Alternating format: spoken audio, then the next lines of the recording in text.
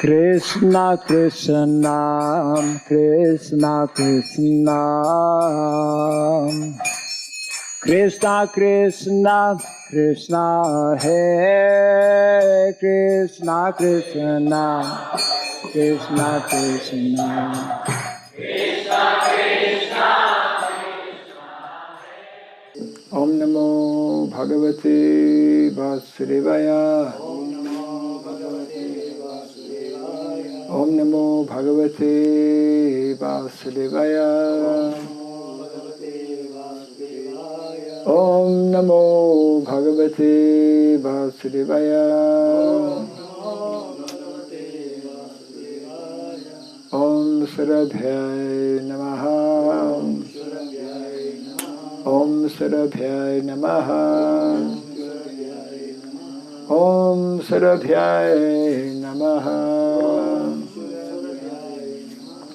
Mukam karoti vasaram pangum langayate girim Yat kripatamaham bande Sri Gurum Dinataranam Yat kripatamaham bande Sri Gurum Dinataranam Hare Krishna.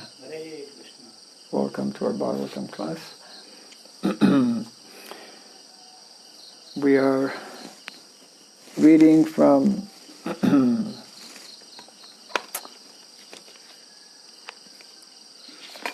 fourth canto of Srimad Bhagavatam, chapter 20, entitled Lord Vishnu's Appearance in the Sacrificial Arena.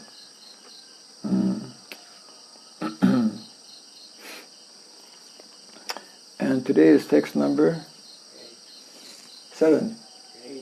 8?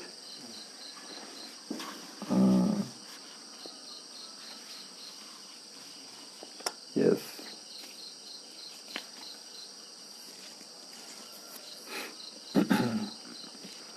Text number 8.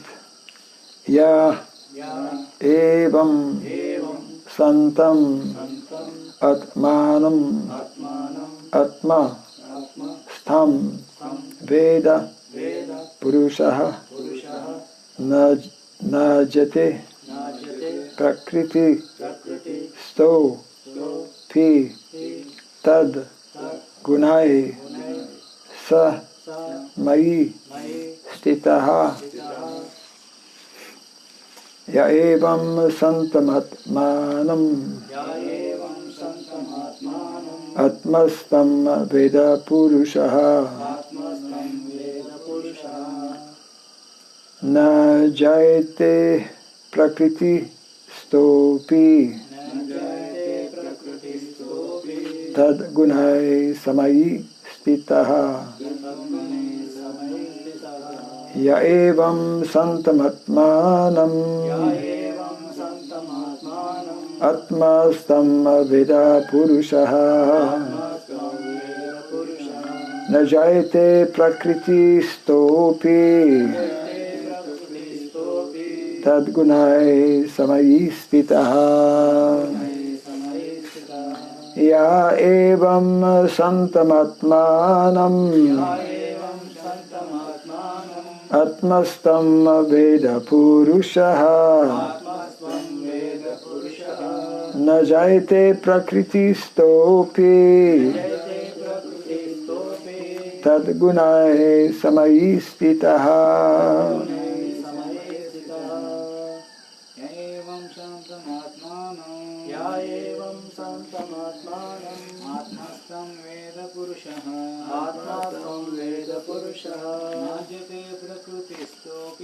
Najate prakriti stopi tadgunai samai stitaha yayenam santamatmanam atmasvam veda purushaha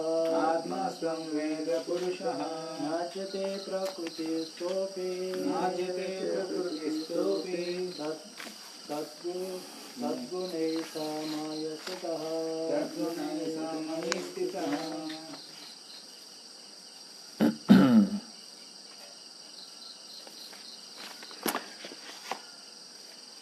Yaha, anyone who, evam, thus, santam, Santam existing, existing.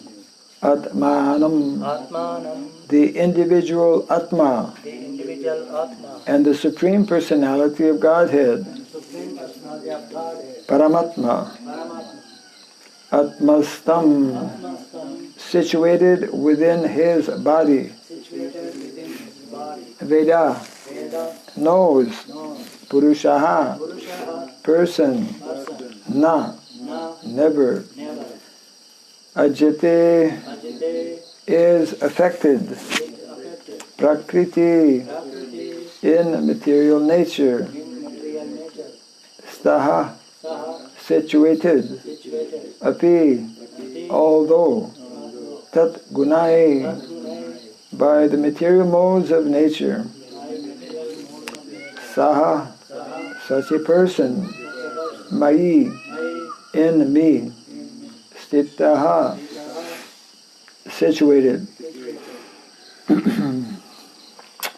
Translation and purport by His Divine Grace A.C. Bhaktivedanta Swami Srila Prabhupada Ki Jai.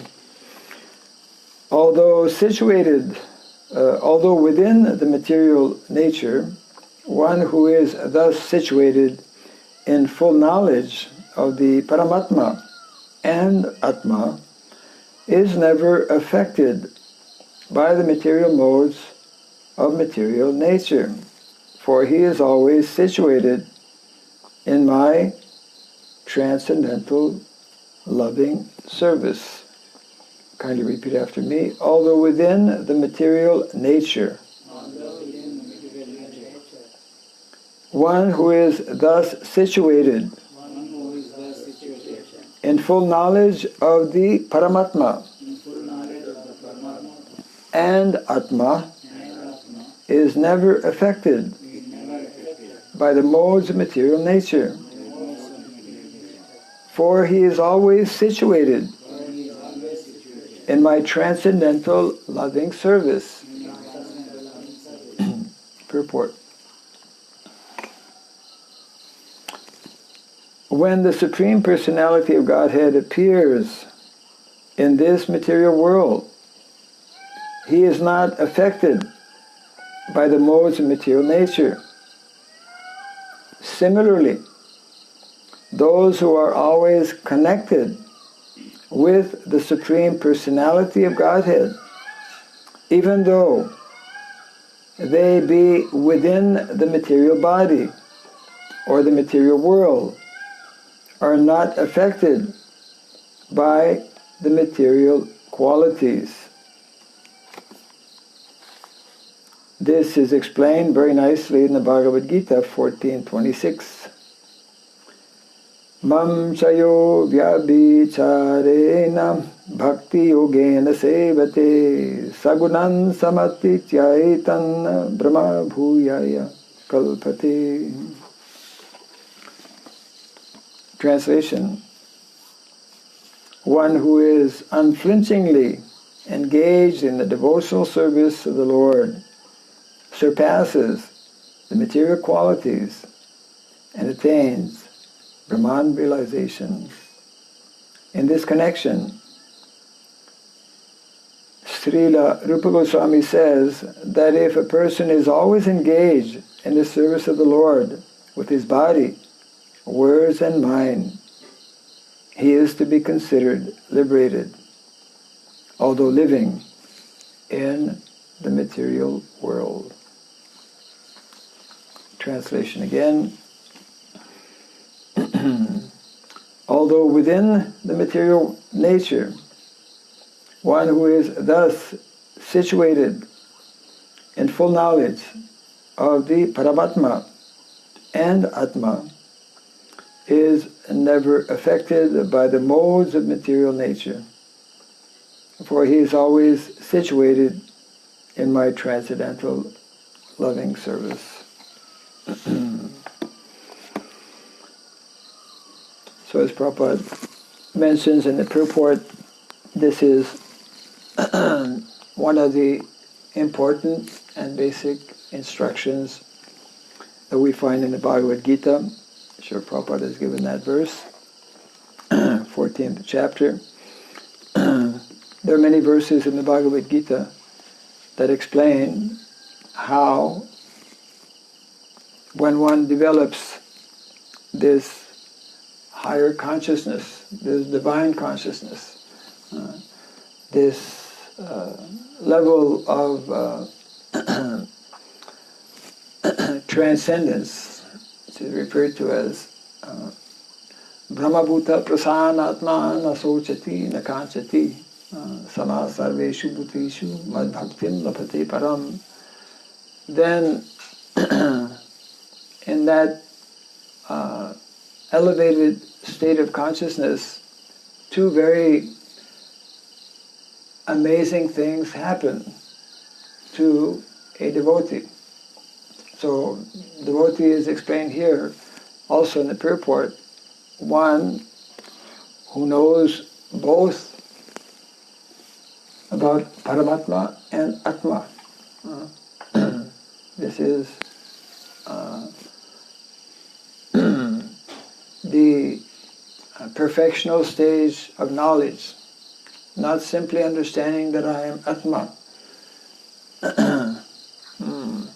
but understanding the difference between my identity as Atma and also the identity of the Supreme Atma, of the original Atma, or of Paramatma, and the natural relationship that exists between the two.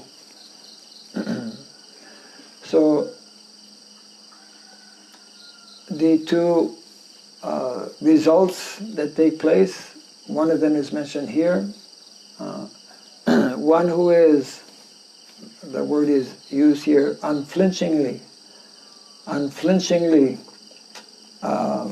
means actually fully, completely absorbed, without deviation, ahaituki, apratihata, yagatma suprasidati, as also defined in the first canto of the Bhagavatam, without any material motivation, without any interruption, then such a person actually transcends the modes of material nature.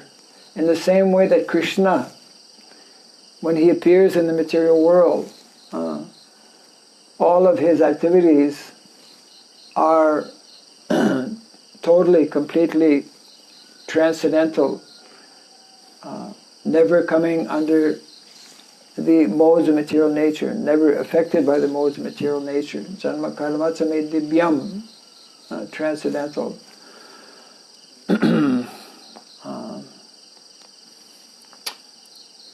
And it is only on that platform that one can actually become fully happy and fully satisfied. As mentioned in the verse we mentioned a few minutes ago. Na sochati na kanchati, without any hankering or lamentation, without worrying about the past and without being in anxiety about the future. That is the unfortunate condition of those who are under the clutches of Maya, or the modes of material nature. They're always either living in the past or living in the future. They have not resolved issues of the past. They're constantly with them, and they're always concerned or worried about the future. And that means they're not able to live the present. Devotee is someone who is not worried about the past and also not concerned about the future, because he's fully dependent on Krishna. And therefore, only in that consciousness can one actually be present, be fully present in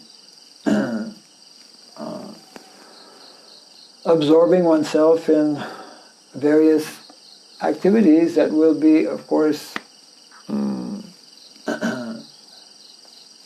connected, activities that will be connected with our real identity that will be connected with our real purpose in life. The next verse actually is also connected with this one, as often is the case. And so we'll just speak a few more minutes on this verse here, and then we'll go to the next verse. So in addition to, this is a major, we could say, accomplishment. Major accomplishment to transcend these modes of material nature, because that is what is keeping us entangled in the material world. That is what is forcing us to again take birth, because of these this attachment to the modes of material nature. So this is the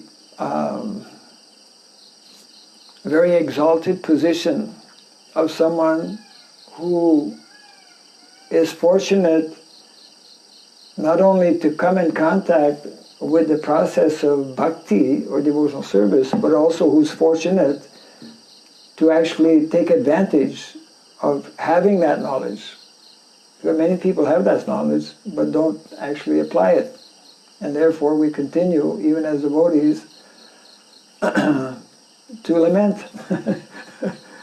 And that is not the position of one who is fully absorbed in bhakti, devotional service. One who, Prabhupada quotes here, Srila Rupa Goswami, one who is actually engaged and absorbed in activities of bhakti. He has no anxiety. He's considered as a liberated person. So that is one of the wonderful results or effects that take place as one rises to that platform of actually, working out. We all have to, because we are here in the material world for such a long time, we all have, we can say, things to work out, our karma. We have to somehow dissolve this karma that we have been carrying. So this is one of the two effects that takes place. Rising above or not being affected by the modes of material nature. And the second effect, for one who is actually fully absorbed in activities of devotional service, not only does he rise above the modes of material nature, but he rises above the threefold miseries of life, which is also afflicting everyone in the material world. Those who are under the modes of material nature, those therefore who are on the bodily platform, they are constantly, every moment of the day and night, afflicted by these threefold miseries of life, isn't it? Adi Atmik, Adi Daivik, Adi Bhautik. So therefore, it is only when we are no longer influenced by these modes of material nature and no longer afflicted by the threefold miseries that we can actually fully interact or actually develop our spiritual and eternal relationship with Krishna and be on that transcendental platform. So I want to go to the next verse. It will give us another dimension or aspect of this same message that is being conveyed here. So text number 9. I'll just read the text here in Sanskrit. Yasva dharmena mam nityam nirashi sradhayanvitaha bhajate shanakais tasya manorajan prasidati. The Supreme Personality of Godhead, Lord Vishnu, continued, my dear King Prithu, when one is situated in his occupational duty,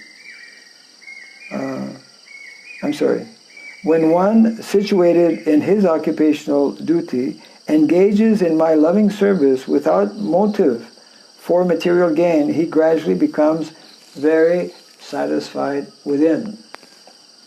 I'll just read this again. The Supreme Personality of Godhead, Lord Vishnu, continued, my dear King Prithu, when one is situated in his occupational duty, when one situated in his occupational duty engages in my loving service without motive for material gain, he gradually becomes very satisfied within. And the purport.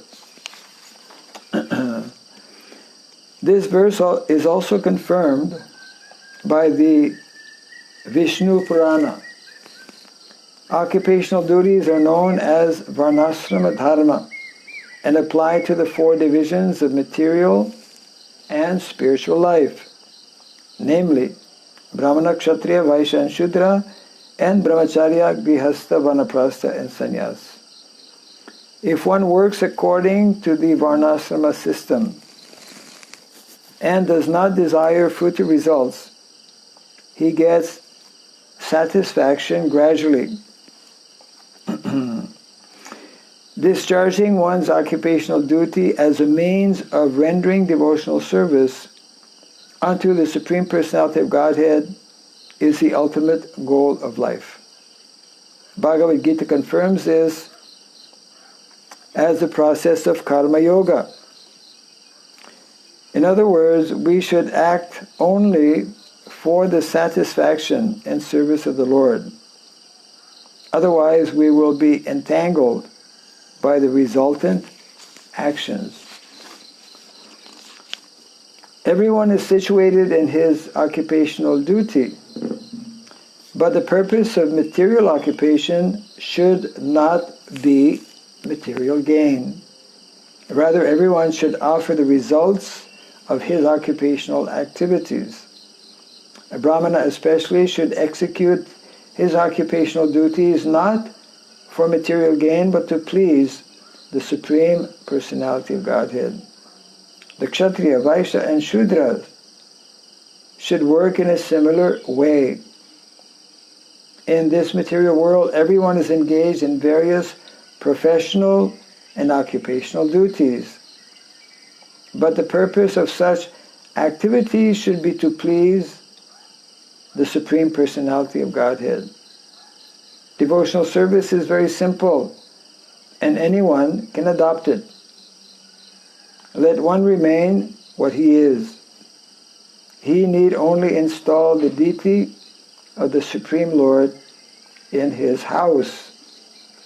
The deity may be Radha Krishna or Lakshmi Narayan. There are many other forms of the Lord.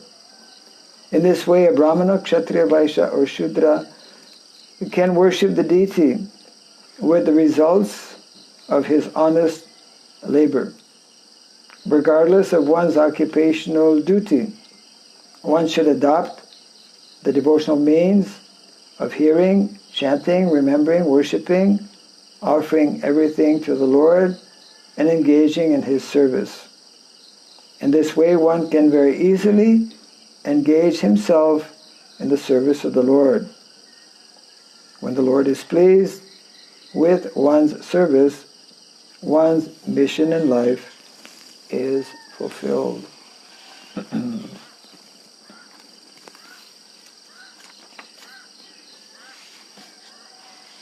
So this same message is being conveyed here.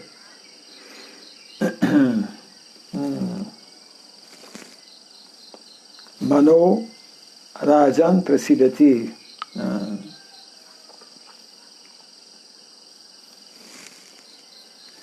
This is very much connected with what we have discussed also in the past, and that comes up in the Bhagavad Gita, Srimad Bhagavatam.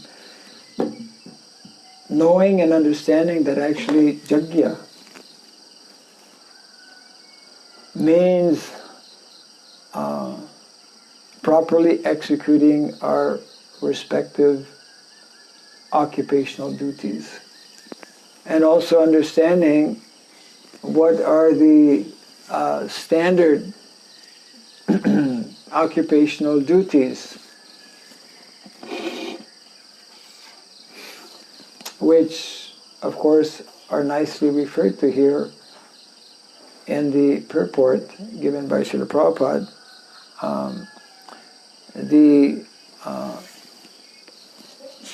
There is a natural arrangement in terms of occupation, which is known, we are again reminded here by Srila Prabhupada, as a system of Varna and Asrama. And for each of the Varnas and for each of the Asramas, because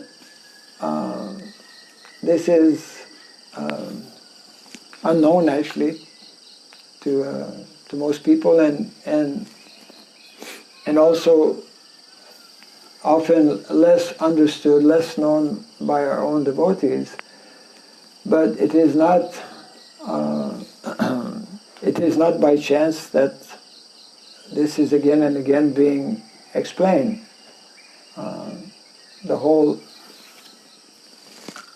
system of Varna and Asrama, because it is intimately connected with the modes of material nature,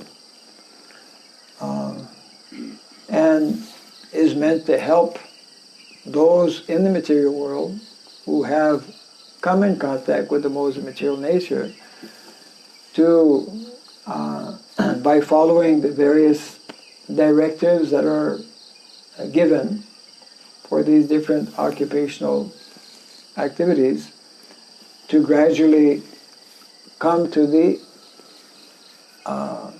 liberated platform. So basically Prabhupada is explaining how in the same way that a Brahmana especially, Brahmanas, for example, don't take salary. They perform their activities of teaching, which is the primary activity for a Brahmana, without remuneration. So Prabhupada is explaining that this is the mentality. Mentality of a Brahmana is that he offers everything for the service of the Lord, for the pleasure of the Lord. And Srila Prabhupada is explaining that this mentality of connecting everything with Krishna, of doing everything, performing all activities for the pleasure of Krishna, can be adopted by anyone in all of the Varnas and Asramas. And we need to understand and become convinced that these are the simplest and most natural, we could say, occupations or designations, natural designations that are within society. And when we work within that established system and dovetail or offer all of our activities, this is actually very nicely explained by Srila Bhaktivinoda Thakur. All activities that are performed within the system of Varna and Asrama, all activities that are offered to the Lord, they actually become transformed as bhakti or devotional service. And therefore, it's just like every day we offer food. This food, one may argue, this is material, but that food becomes transformed when it is offered with love and devotion to Krishna.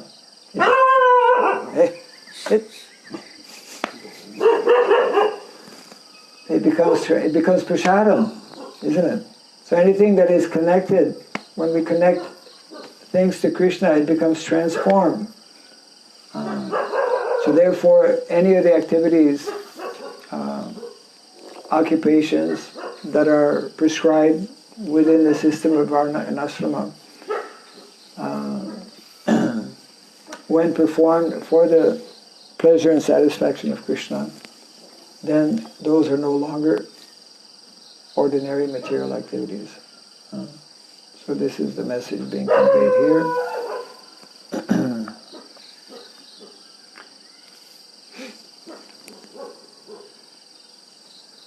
Any thoughts, comments on this? Yeah. We see with all the verses from maybe last 2 months or so, you're connecting with the principles of Varnasrama Dharma. I'm not connecting. It's right there in the verse. Yeah, right. So it is so clearly mentioned. Why many are not able to? So the question is, for the last 2 months, we've been hearing Bhagavatam classes, where so often the topic of Varnasrama is being discussed. Not that the speaker is just making it up, but it's right there in the purports. And so the question is, why is it that some people don't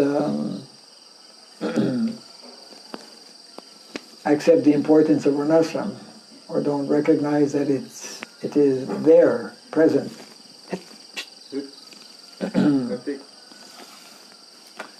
He still needs training. Yeah.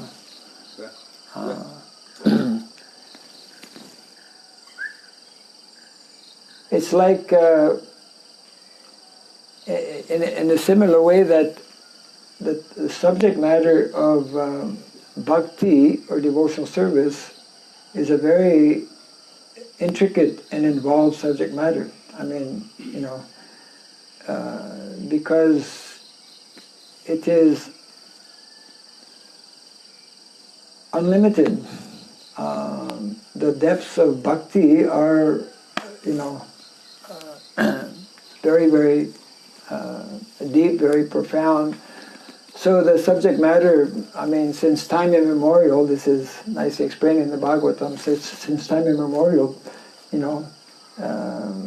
sages, munis, transcendentalists are discussing, and they never finish, and they will never finish also. And that's what's attractive to us, that we're dealing with something that is like eternal and that will never be exhausted, so to speak. The subject matter of dharma, the subject matter of bhakti, the subject matter, the essence of that being developing our relationship and our love with Krishna. And we hear about so many leelas and pastimes. It's unlimited and ever increasing as well. So in a similar way, the subject matter of Varnasrama, because it is connected with dharma. We speak about Varnasrama dharma, isn't it? So the scientific nature of bhakti and the eternal aspect of bhakti, those are also found in Varnasrama, in that it is the eternal established system that is available, that is made available, that Krishna makes available for us in the material world. And even the liberated souls, they understand and know that actually this is given by God, God given, God created, and therefore they will generally work within that system. Although we understand and accept as well that liberated souls may not always, they're not obligated to follow the system of Varna and Asrama, because Bhakti is above that. However, the number of liberated souls in the material world are rather small in percentage, very small percentage, and therefore this important statement, again, by one of our foremost acharyas, Srila Bhaktivinoda Thakur,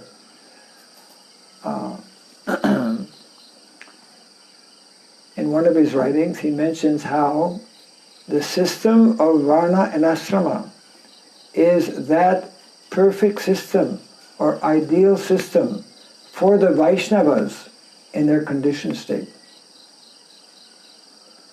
Because we have this premature and false understanding that Vaishnava means completely liberated.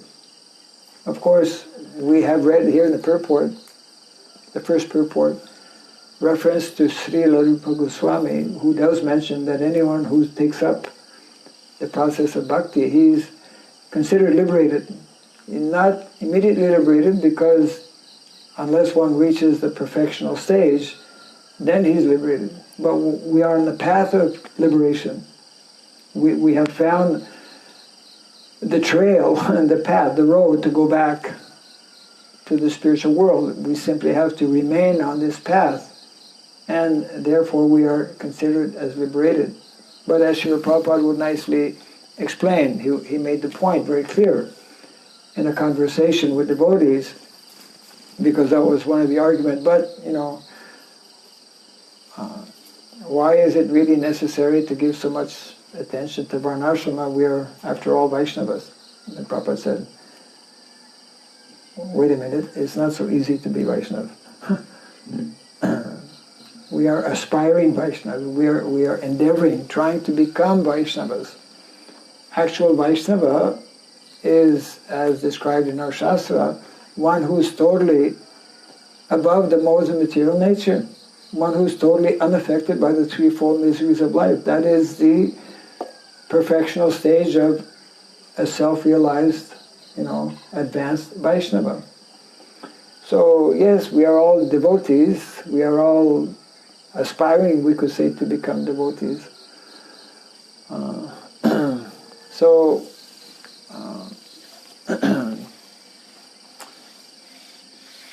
One of the reasons why, to answer or give another dimension to the question you're asking as to why is it that so many devotees don't, we could say, either recognize or don't give so much of importance to Varnasrama. And it's mentioned in so many places, actually, in Srila Prabhupada's books and conversations, etc. So one of the reasons, actually, is that many devotees are not sufficiently reading Prabhupada's books.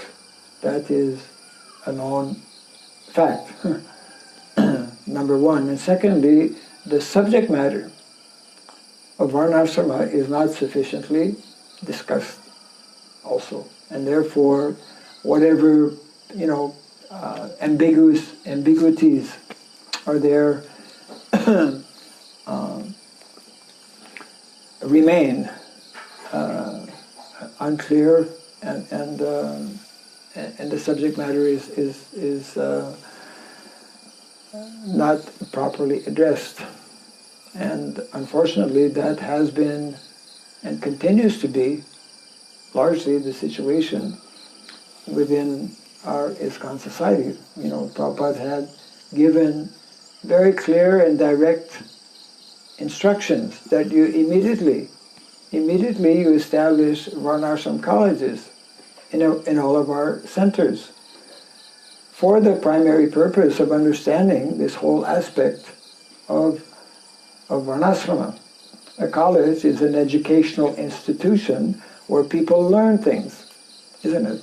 So Prabhupada he didn't want that we establish Varnashram colleges. He wanted that our centers be Varnashram colleges, you see.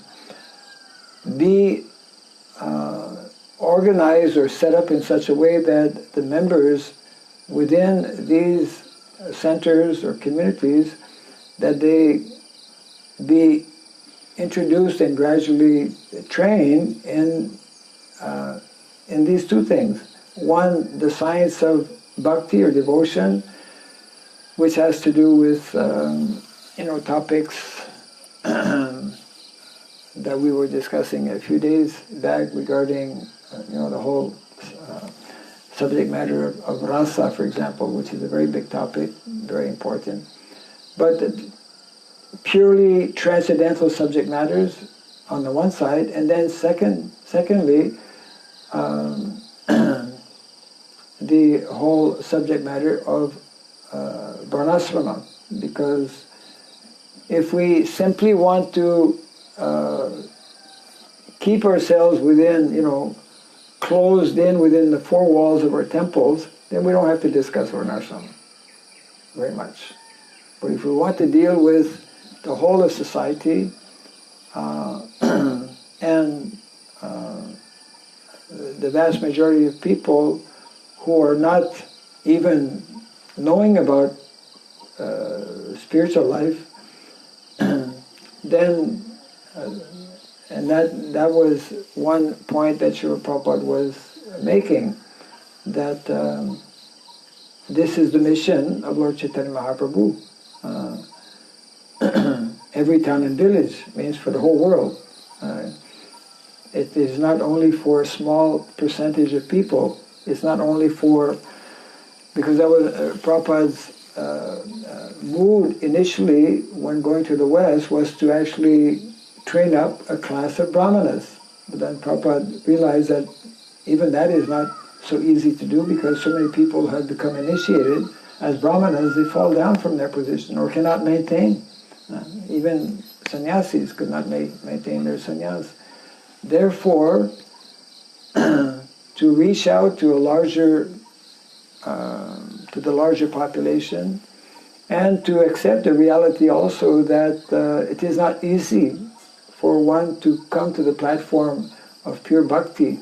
Therefore, and this was stated by Srila Prabhupada on many occasions, this system of Varna and Ashrama is meant to help us come to the platform of bhakti.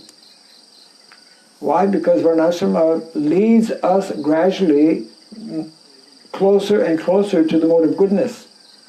And that's mentioned in the Bhagavatam, first canto. First we come, evam prasanna manaso. Prasanna manaso means a mode of goodness. One needs to first come to the mode of goodness. Then Bhagavat Bhakti Jogata, then Bhagavat Tattva Vijnana Mukta Sangasa Jayate. One must first come to the mode of goodness. From the mode of goodness, more easily one can practice bhakti, and only by practicing bhakti, only by practicing pure bhakti, then Bhagavat Tattva Vijnanam, Krishna will reveal himself. Krishna will help us to understand the inner meanings of everything. Yeah. So therefore, we need to give more attention to both hearing and discussing these subject matters. Yeah. Yeah. Okay. Jai Grantaraj Srimad Bhagavatam ki Jai Srila Prabhupada ki Gaura Premanande.